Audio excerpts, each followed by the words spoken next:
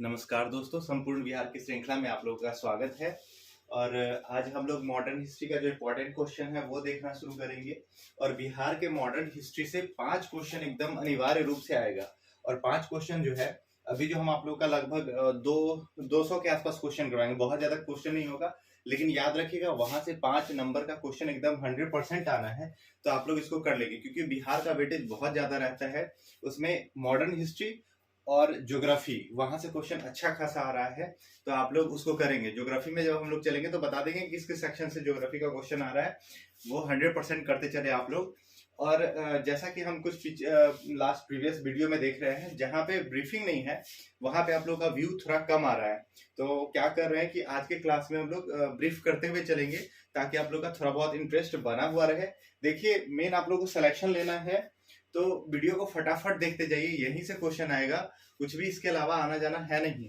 तो आज हम लोग जो देखेंगे मॉडर्न हिस्ट्री का, वो क्वेश्चन आप लोग देख लीजिए। और टेलीग्राम का लिंक वीडियो के लास्ट में आप लोग को मिल जाएगा, या डिस्क्रिप्शन में भी आप लोग को दे दिया गया है। वहां से आप लोग इसको क्या करें, क्लिक करके टेलीग्राम का चैनल ज्वाइन कर ले। कुछ दिन के बाद वहां पे सारा वीडियो का जो पीडीएफ है वो अवेलेबल होगा। ओके, तो चलते हैं हम लोग आज के पहले क्वेश्चन की तरफ। आज का क्वेश्चन है कि बिहार क्षेत्र में सर्वप्रथम आए थे। ठीक है, ये पहला क्वेश्चन है। तो बिहार में सर्वप्रथम कौन आए थे? तो देखिए, नॉर्मली हम लोग जानते हैं कि यहाँ पे जो कंपनी एस्टेब्लिश की गई थी, इंग्लिश कंपनी एस्टेब्लिश की गई थी, लेकिन वो इंडिया का है। यहाँ पे क्वेश्चन पूछा है बिहार के बारे में। तो बिहार में सर्वप्रथम जो कंपनी आई थी वो कौन सा आया था?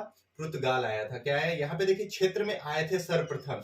यहाँ तो नहीं पूछ रहा है कि कारखाना लगाया गया था। क्वेश्चन पे थोड़ा बहुत ध्यान दीजिएगा। तो बिहार के क्षेत्र में सर्वप्रथम आए थे। तो सर्वप्रथम कौन आए थे? पुर्तगाली लोग आए थे। और उस समय जो बिहार था, है ना, ये जो बिहार था वो क्या क्षेत्र था?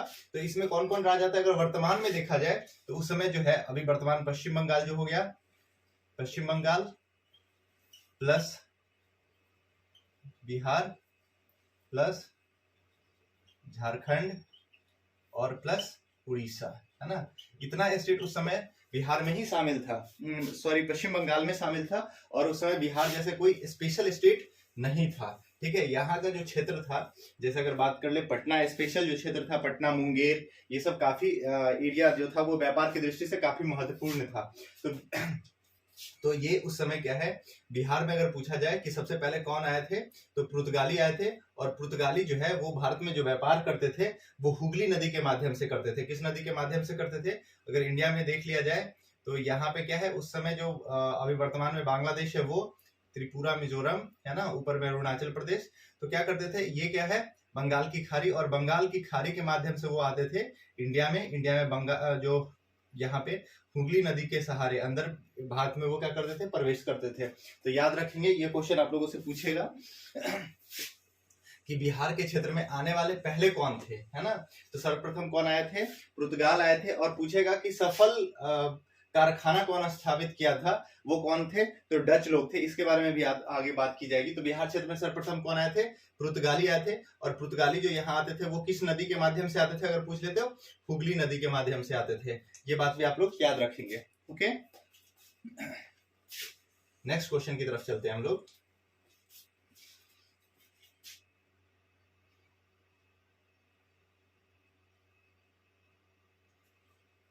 नेक्स्ट क्वेश्चन क्या पूछा गया है कि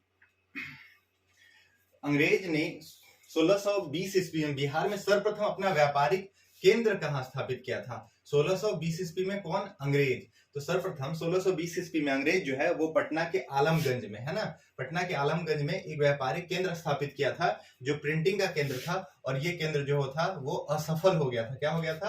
असफल हो गया था। इस वजह से अगर 1620 मेंशन कर दिया जाता है किसके द्वारा स्थापित किया गया था, तो ये अंग्रेज के द्वारा स्थापित किया गया था। और कहाँ स्थापित किया गया था?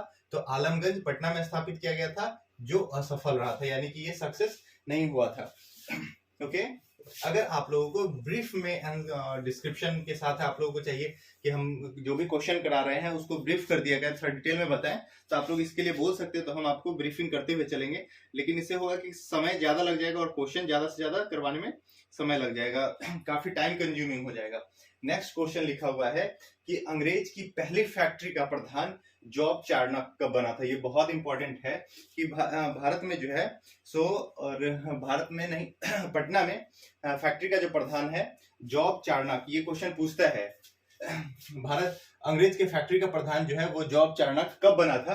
तो यहाँ पे आप लोग याद रखेंगे कि जॉब चार्नक जो था वो 1664 से लगा करके 1618 तक, है ना, 1664 से लगा करके 1680 तक पटना में क्या था, ये फैक्ट्री का क्या था, हेड था, एडमिनिस्ट्रेशन यही देखता था फैक्ट्री का कि कौन सा फैक्ट्री कैसे चलाना है। और ये पहला क्या था, फैक्ट्री का प्रधान जो बना था वो कौन व्यक्ति था, जॉब चार्नक। ये क्वेश्चन आपसे पूछ सकता है। और कब बना था, तो 1664 में। और पूछेगा कि कब तक बना रहा, तो 1680 तक बना रहा। ओके, इसमें कोई प्रॉब्लम नहीं है। फिर से हम वही बात बोलते हैं कि अगर बहुत ज्यादा ब्रीफ करने लगे तो आप लोगों का बहुत टाइम लग जाएगा, और टाइम बचाते हुए हम लोगों को काम करना है। इसी वजह से क्या करेंगे, हम लोग फटाफट क्वेश्चन को देखते चलेंगे। नेक्स्ट क्वेश्चन है, बिहार में डच या हॉलैंड, है ना, अगर डच पूछ दे तो डच से घबराना है। डच का वर्तमान क्या नाम है, नीदरलैंड, ठीक है, नीदर यूरोपियन कंट्री है। और इसके बारे में अगर पूछ दे नीदरलैंड, हॉलैंड अगर दे दे तो समझिए कि डच की बात की जा रही है, ठीक है।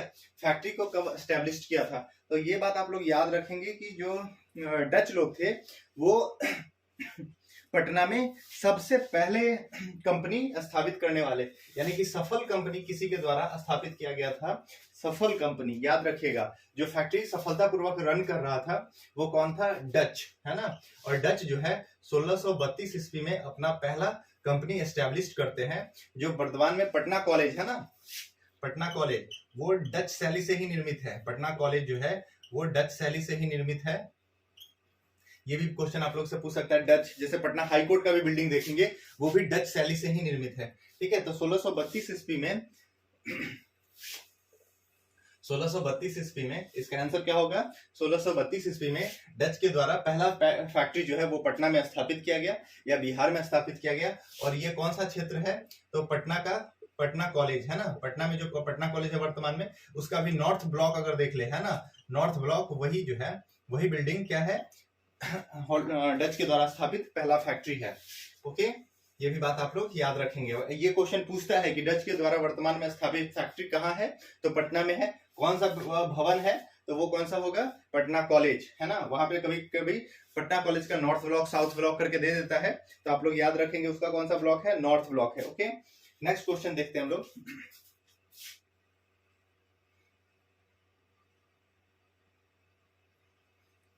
लिखा है पटना सिटी में डेन लोगों ने, देखिए इससे पहले था डच, है ना, डच मूल्य तो नीदरलैंड, है ना, नीदरलैंड याद रखिएगा, यहाँ पे इसे कंफ्यूज मत हो जाइएगा।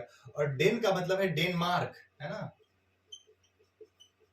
डेनमार्क, है ना। इसी के अंदर दुनिया का सबसे बड़ा आइलैंड आता है, कौन सा, आइसलैंड। दुनिया का सबसे बड़ा आइलैंड कौन सा है, आइसलैंड है। वो किसके एडमिनिस्ट्रेशन में आता है, तो डेनमार्क के। तो इसी का शॉर्ट फॉर्म लिखा हुआ है डेन। पटना सिटी में डेन लोगों ने पहली फैक्ट्री कब स्थापित की थी, ये क्वेश्चन आप लोग से पूछेगा। तो आपको पता है कि कब एस्टेब्लिश की गई थी, 1774 ईस्वी में। कब एस्टेब्लिश की गई थी, 1774 ईस्वी में, एकदम बिल्कुल यही बात याद रखिएगा। ओके, 1774 में। ओके, नेक्स्ट क्वेश्चन देखते हैं हम लोग।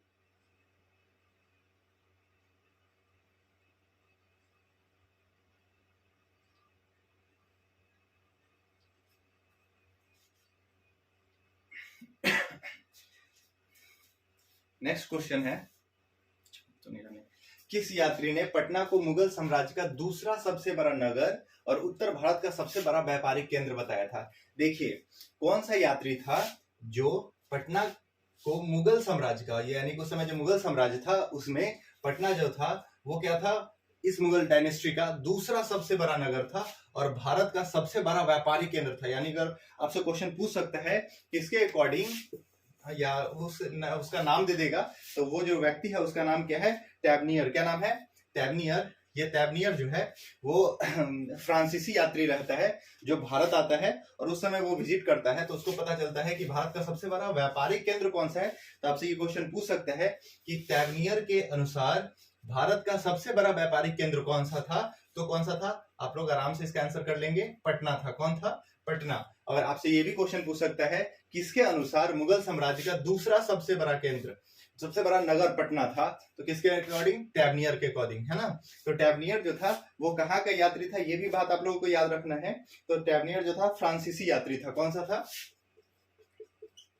फ्रांसीसी यात्री था। और ये 1665 और 66 के आसपास क्या आया था, बिहार घूमने आया था। 1665 से 66 में ये कहाँ आया था, बिहार घूमने आया था। ये बात भी आप लोग याद रखेंगे। और इसमें दोनों फैक्ट याद रखेंगे कि मुगल का दूसरा सबसे बड़ा शहर कौन सा था, तो दूसरा सबसे बड़ा शहर पटना था। और सबसे बड़ा जो व्यापारिक केंद्र था, अगर इंडिया का भी व्यापारिक बिजनेस अब किसको कहा जाता है, मुंबई को कहा जाता है ना, हाँ। तो उस समय कौन था।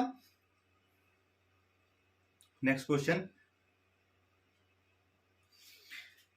क्वेश्चन है, किस यात्री, यहाँ पे जितना भी क्वेश्चन अभी हो रहा है वो काफी इंपॉर्टेंट है। सभी क्वेश्चन को आप लोग रट ले, यहीं से कोई क्वेश्चन आ जाएगा। हर वीडियो से 1 से 2 क्वेश्चन आ सकता है। पूरे वीडियो को पूरा देखें, है ना। नेक्स्ट क्वेश्चन देख रहे हैं कि किस यात्री ने मुगल काल में पटना की जनसंख्या 2 लाख बताई। याद रखेगा 2 लाख, ये भी वैल्यू आपसे क्वेश्चन सीधा सीधा पूछ लेता है किसके द्वारा, या सीधा आंसर लिखा हुआ कि मैनरिक के द्वारा पटना की जनसंख्या कितनी बताई गई, तो कितनी बताई गई, 2 लाख। तो यही क्वेश्चन पूछ रहा है कि मुगल काल में पटना की जनसंख्या जो है वो 2 लाख किसके द्वारा बताया गया था, तो मैनरिक के द्वारा बताया गया था। किसके द्वारा, मैनरिक। और मैनरिक जो यात्री था वो कहाँ का था, पोलैंड का। कहाँ का था, पोलैंड का था, है ना। ये बात भी आप लोग याद रखेंगे। हालांकि ये जगह आपसे पोलैंड के बारे में तो नहीं पूछेगा, लेकिन ये पूछ सकता है कि किसके द्वारा बताया गया था और कितनी आबादी। तो कितनी आबादी, मैनरिक ने कितना बताया था, पटना की आबादी 2 लाख बताया था। और ये विजिट करने कब आया था, क्योंकि कभी कभी इसका सीक्वेंस पूछ लेता है। तो ये कब आया था, 1612 ईस्वी में आया था। कब आया था, 1612 ईस्वी में आया था। ओके, नेक्स्ट क्वेश्चन हम लोग देख लेते हैं। क्वेश्चन से रिलेटेड कोई भी क्वेरी हो तो आप लोग कमेंट में डाल सकते हैं। और इसका पीडीएफ जैसा हम बोल चुके हैं कि आप लोगों को उपलब्ध करवा देंगे, तो आप लोग देखते रहिएगा। 100% आप लोगों को इसका पीडीएफ जो है वो टेलीग्राम पे अवेलेबल करवा दिया जाएगा। अभी थोड़ा सा आप लोग वीडियो देख ले पहले, उसके बाद अवेलेबल करवा दें। रिविजन करने के लिए आप लोगों को पर्याप्त टाइम दिया जाएगा। नेक्स्ट क्वेश्चन हम लोग देखते हैं। पलासी के युद्ध 1757 के उपरांत बिहार का उप नवाब बनाया गया। देखिए, पलासी का युद्ध जब होता है 1757 में, तो वहां पे हम लोग जानते हैं कि सिराजुद्दौला जो रहता है बंगाल का नवाब, वो हार जाता है। क्यों हार जाता है, क्योंकि सिराजुद्दौला का जो सेनापति रहता है मीर जाफर, कौन रहता है, मीर जाफर, वो क्या करता है, नवाब के खिलाफ बगावत कर देता है, यानी कि युद्ध भूमि में जाता ही नहीं है और युद्ध भूमि से भाग जाता है। इस वजह से सिराजुद्दौला क्या होता है, ये युद्ध हार जाते हैं। उसके बाद जब सिराजुद्दौला हार जाते हैं तो मीर जाफर को क्या किया जाता है, बंगाल का नवाब बना दिया जाता है, बंगाल का नवाब बना दिया जाता है। और इसका पुत्र जो होता है ना, इसका जो पुत्र है उसका नाम क्या है, मीरन। क्या नाम है, मीरन। मीरन को क्या किया जाता है, तो मीरन को बिहार का उप दीवान बना दिया जाता है। मीरन को बिहार का उप दीवान या गवर्नर, उप नवाब, है ना, ये बना दिया जाता है। ये बात आप लोग याद रखेंगे। तो कौन, यहाँ पे क्या क्वेश्चन पूछ रहा है, पलासी के युद्ध के बाद बिहार का उप नवाब कौन बना था, तो मीरन बना था। ये किसका था, मीर जाफर का पुत्र था। ये बात भी आप लोग याद रखेंगे। ओके, नेक्स्ट क्वेश्चन हम लोग देखते हैं।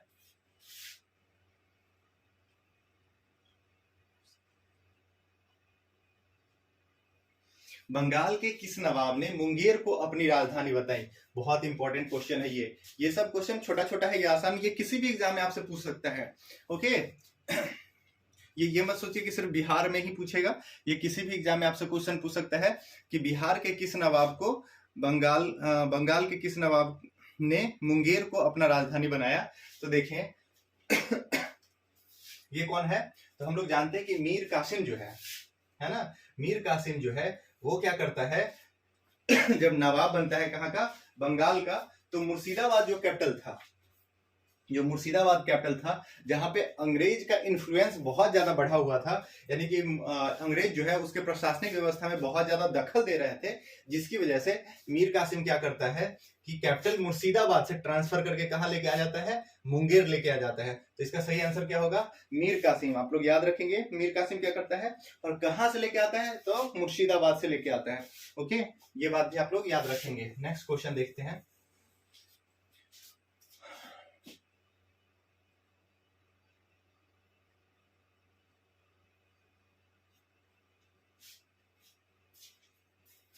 नेक्स्ट क्वेश्चन लिखा हुआ है कि बिहार आने वाला पहला अंग्रेज यात्री कौन था। तो बिहार आने वाला पहला अंग्रेज यात्री कौन था? Ralph Fitch. कौन था? रॉल्फ फिंच अंग्रेज यात्री है ना। तो अंग्रेज यात्री जो है वो सबसे पहले रॉल्फ फिंच जो है ये कहाँ आता है? ये आता है भारत में। ये जैसे हम लोग जानते हैं ना कि ईस्ट इंडिया कंपनी की एस्टेब्लिशमेंट कब हुई थी? 1600 ईस्वी में। ऐसा तो नहीं है कि 1600 में ही आया और क्या किया, कंपनी लगा गया। कुछ व्यक्ति से पहले आए होंगे, है ना। तो पहले जो आए थे व्यक्ति, जैसे हम लोग जानते हैं कि रॉल्फ फिंच है ना, ये कब आए थे? तो 1585 में आए थे। कब आए थे? 1585 में, 1585 ईस्वी में आए थे और 2 साल तक भारत का भ्रमण किए। उसी दौरान वो कहाँ पहुंचते हैं? पटना भी आते हैं। तो आपसे कोई यानी कि बिहार भी आते हैं। तो बिहार आने वाला पहला अंग्रेज यात्री कौन था? तो रॉल्फ फिंच। ये बात भी आप लोग याद रखेंगे। ओके, यहाँ से क्वेश्चन, ये सब एकदम आसान सा क्वेश्चन है और ये क्वेश्चन बार बार पूछा जाता है। तो आप लोग क्या कर रहे हैं, इस सारे क्वेश्चन को याद करते रहे, बार बार वीडियो देखें, हर क्वेश्चन आप लोगों को याद हो जाएगा। इसमें कुछ है ही नहीं। बिहार में ब्रिटिश सत्ता को सर्वप्रथम विरोध किया। ये देखिए ब्रिटिश सत्ता को सबसे पहले चैलेंज करने वाला कहाँ पे है? बिहार में। अगर भारत लिखा हुआ होता तो सर्वाधिक सत्ता को चैलेंज करने वाला मराठा लोग थे। कौन थे? मराठा। लेकिन यहाँ पे क्वेश्चन क्या कर रहा है बिहार में। तो बिहार में जो सबसे पहले चैलेंज करने वाले थे उसका नाम है अली गौहर, है ना। कौन है?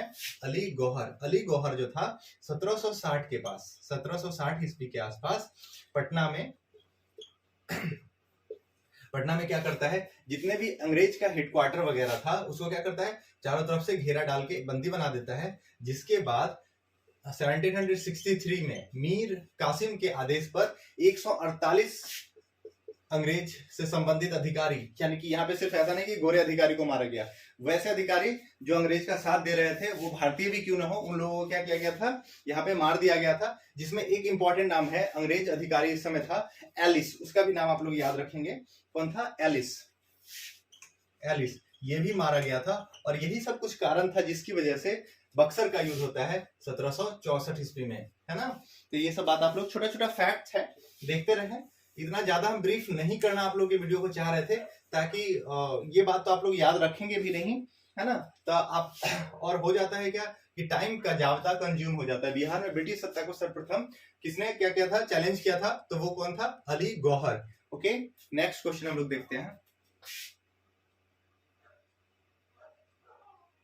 नेक्स्ट क्वेश्चन आ गया ना, सेम क्वेश्चन अभी जिसके बारे में हम लोग बात किए थे कि अली गौहर ने कब पटना को घेरा डाला। पटना का घेरा डाला था तो 1760 ईस्वी में। अभी बात किया ना 1760 ईस्वी में।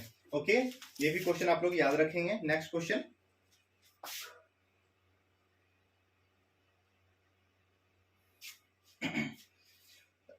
देखिए, ईस्ट इंडिया कंपनी को बंगाल, बिहार और उड़ीसा में दीवानी का अधिकार कौन प्रदान किया था?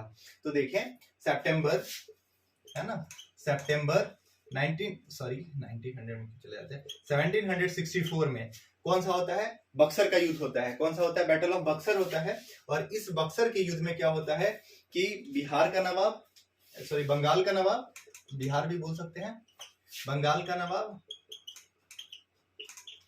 मुगल को अगर यहाँ पे हटा दिया जाए तो दिल्ली और अवध, है ना, ये तीनों का जो कंबाइंड सेना था वो होता है क्या? हार जाता है। और इस समय हम लोग जान रहे थे कि दिल्ली जो था वो सेंट्रल एरिया था और ये हार जाता है। और इसका जो लीडर होता है वो कौन होता है? शाह आलम द्वितीय। कौन होते हैं? शाह आलम द्वितीय। और शाह आलम द्वितीय जो होते हैं वही क्या करते हैं कि जब युद्ध हार जाते हैं तो बंगाल को, बिहार को और उड़ीसा को मात्र 26 लाख रुपए में, है ना, ईयरली मात्र 26 लाख रुपए में क्या करते हैं? दे देते हैं ईस्ट इंडिया कंपनी को कि यहाँ पे आप लोग क्या कर सकते हैं? व्यापार कर सकते हैं। ओके, तो आप लोग याद रखेंगे। ये भी क्वेश्चन पूछ लेता है कितने रुपए में, तो 26 लाख रुपए में। मल्टीपल स्टेटमेंट वाला जो क्वेश्चन होगा उसमें ये इस तरह का आ सकता है। तो East India Company Bengal, Bihar, Orissa के दीवानगी का अधिकार कौन प्रदान किया था? तो शाह आलम द्वितीय। कौन किए थे? शाह आलम द्वितीय। नेक्स्ट क्वेश्चन देखेंगे।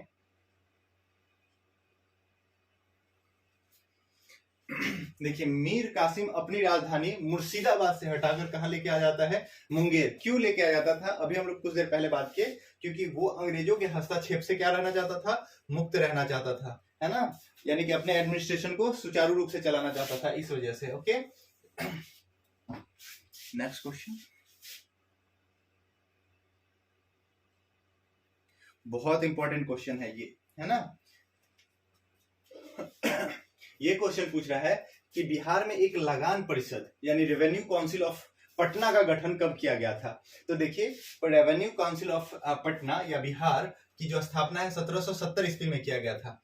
कब किया गया था? 1770 ईस्वी में किया गया था। और किसके अध्यक्षता में किया गया था, ये भी क्वेश्चन पूछ लेता है। तो जेम्स अलेक्जेंडर के अध्यक्षता में। किसके अध्यक्षता में? अलेक्जेंडर, नाम याद रखेंगे, जेम्स अलेक्जेंडर की अध्यक्षता में, है ना।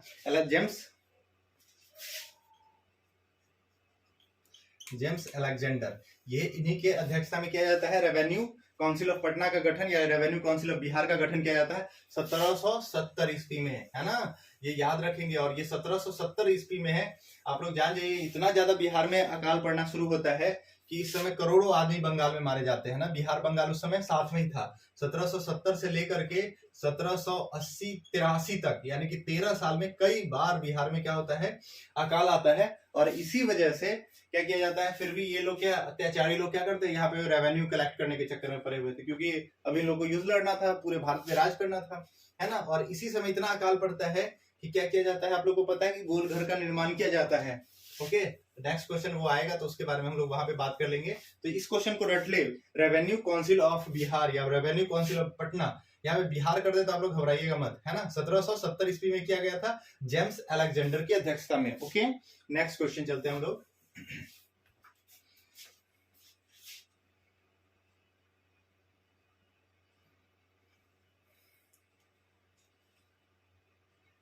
ज्यादा लंबा वीडियो तो नहीं हो रहा। धीरज नारायण को हटाकर सिताब राय को कंपनी द्वारा बिहार का नया दीवान कब बना दिया गया? देखिए, रॉबर्ट क्लाइव के द्वारा, बताना तो जरूरी नहीं है लेकिन फिर भी देख ले, रॉबर्ट क्लाइव के द्वारा जो धीरज नारायण है ना, इन धीरज नारायण को हटा करके किसको बना दिया जाता है? सिताब राय को क्या बनाया जाता है? नायब दीवान बना दिया जाता है। कब बनाया जाता है? तो 1767 ईस्वी में, 1767 में। किसके द्वारा? रॉबर्ट क्लाइव के द्वारा। ये बात भी आप लोग याद रखेंगे। Okay, next question.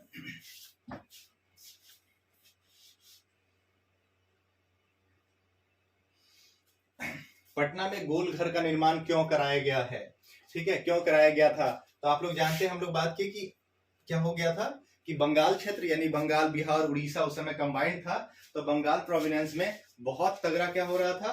भूखमरी आ गया था। इतना ज्यादा अकाल पड़ गया था कि लोगों के पास खाने के लिए कुछ भी नहीं था। तो इस चीज को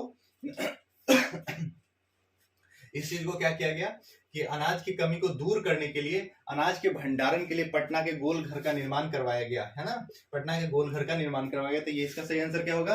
अनाज के भंडारण के लिए। यहाँ से क्वेश्चन पूछ लेता है कि कब निर्माण करवाया गया और कब तक, और ये किसके द्वारा करवाया गया, ये भी क्वेश्चन है। यहाँ पे देख लेते क्या है।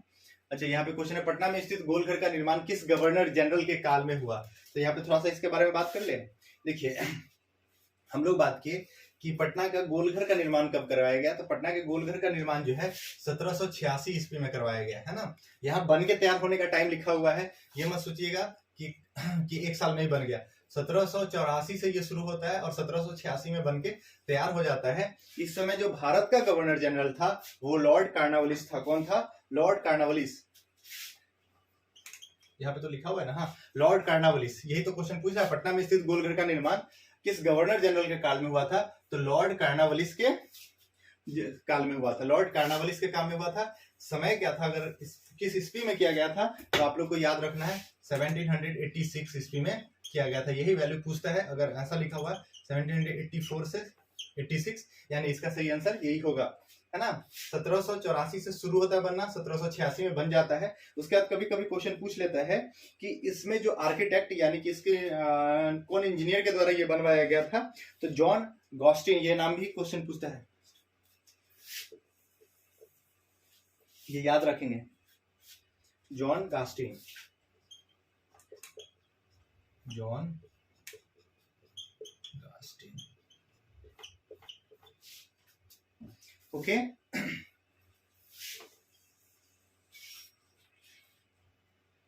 इसके अलावा नेक्स्ट क्वेश्चन,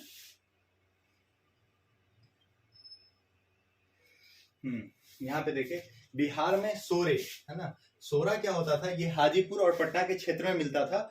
और सोरा क्या होता था, इससे बारूद बनाने में काम आता था। जो गन पाउडर होता है वो सोरा एक प्रकार का विस्फोटक था, ये मिट्टी में मिलता था और इससे क्या होता था कि गन पाउडर बनता था। बंदूक तोप का गोला वगैरह बनाने में इस चीज का यूज किया जाता था। तो इस पर अंग्रेजों का एकाधिकार किसके द्वारा, तो हम लोग जानते हैं कि जब प्लासी का युद्ध हुआ था तो वहां पे सिराजुद्दौला जब हार जाते हैं तो मीर कासिम को अंग्रेज क्या करता है, वहां पे इसका अपना प्यादा होता है उसको क्या राजा बना देता है। और मीर कासिम गलत, मीर जाफर कौन है, मीर जाफर कौन है, मीर जाफर को क्या करता है, अंग्रेज का ये प्यादा होता है, यही ना बगावत कर देता है, सेनापति होता है मीर जाफर का, सिराजुद्दौला का। वही मीर जाफर क्या करता है, उसी को अंग्रेज क्या करता है, इसको यही प्रलोभन ही दिया जाता है कि आप क्या करें कि जब युद्ध प्रारंभ हो तो आप सिराजुद्दौला का साथ न देकर के किसका दे, ईस्ट इंडिया कंपनी का साथ दे, एवज में आपको वहां का नवाब बना दिया जाएगा। तो बंगाल का ये नवाब होता है और ये जब बन जाता है तो इसे क्या करने लगता है, कंपनी लोग अपने फेवर में बहुत सारा काम करवाना शुरू करवा देता है, जिसमें से एक क्या है, सोरे के व्यापार पर एकाधिकार प्राप्त करना। ओके, ये बात आप लोगों को याद रहेगा। तो मीर जाफर से ये सोरे का एकाधिकार प्राप्त कर लेता है। नेक्स्ट क्वेश्चन देखेंगे। नेक्स्ट क्वेश्चन लिखे, मीर कासिम है ना, मीर कासिम जो मुर्शिदाबाद से कैपिटल कहाँ लेके आया था, मुंगेर लाया था। वो कहाँ पे बंदूक और तोप खाने का स्थापना करता है, तो कहाँ पे करता है, अपने राजधानी में मुंगेर में, है ना। मुंगेर का बंदूक का कारखाना अभी भी प्रसिद्ध है ना, यहीं पे तमंचा बनता है।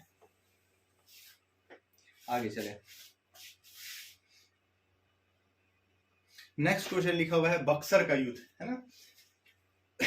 बक्सर का युद्ध कब हुआ था, तो बक्सर का युद्ध कब हुआ था, ये बात तो आप लोग को पता ही है कि 1764 ईस्वी में हुआ था, कोई दिक्कत नहीं। लेकिन समय सितंबर, अभी हम लोग बात किए 23 आप लोग नहीं याद भी रखेंगे तो चलेगा। सितंबर 1764 में बक्सर का युद्ध हुआ था। किसके किसके बीच में हुआ था ये भी आप लोग को याद रखना है। तो बंगाल के नवाब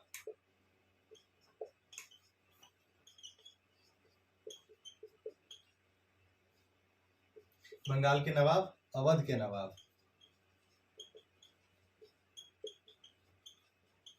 है ना, और दिल्ली के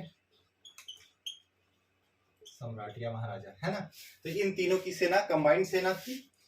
इसमें बंगाल का नवाब कौन था, तो मीर कासिम था। अवध का नवाब कौन था, शुजा-उद-दौला था। यहाँ पे शुजा-उद-दौला है ना, वहां पे कौन था, सिराज-उद-दौला। और दिल्ली का सम्राट कौन था, शाह आलम द्वितीय, है ना, शाह आलम द्वितीय। और अंग्रेज की तरफ से कौन है, उसके सेना का नेतृत्व कर रहा था, तो हेक्टर मुनरो कर रहा था। ये भी क्वेश्चन पूछता है, हेक्टर मुनरो वो क्या कर रहा था, इसके सेना का नेतृत्व कर रहा था। नेक्स्ट क्वेश्चन देखिएगा, और ये युद्ध कब होता है, तो 13 सितंबर 1964 को। ओके,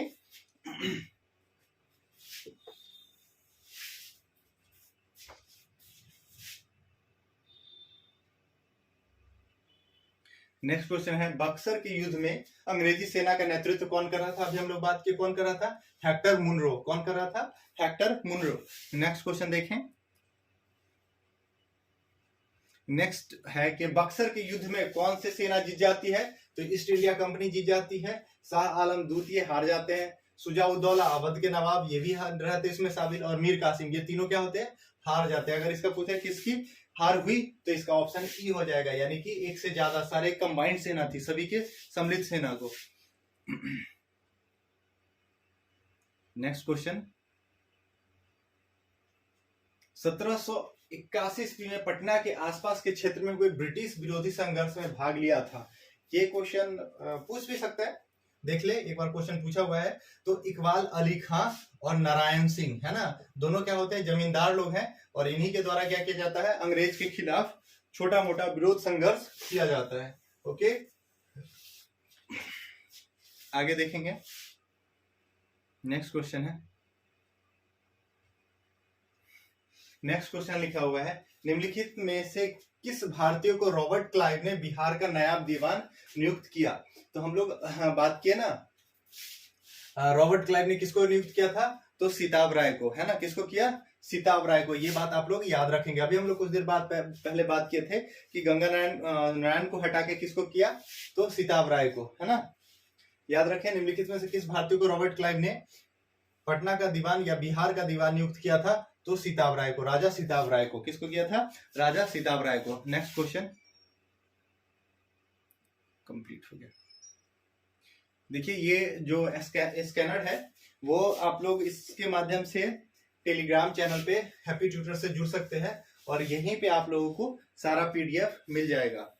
ओके, और हम लोग क्लास अभी थोड़ा सा थ्रोटल प्रॉब्लम है, खांसी का प्रॉब्लम हो रहा है हमको, इस वजह से ज्यादा वीडियो नहीं डाल रहे हैं, लेकिन जल्दी ही हम वीडियो को बढ़ा देंगे, नंबर ऑफ जो इसका है वो बढ़ा देंगे।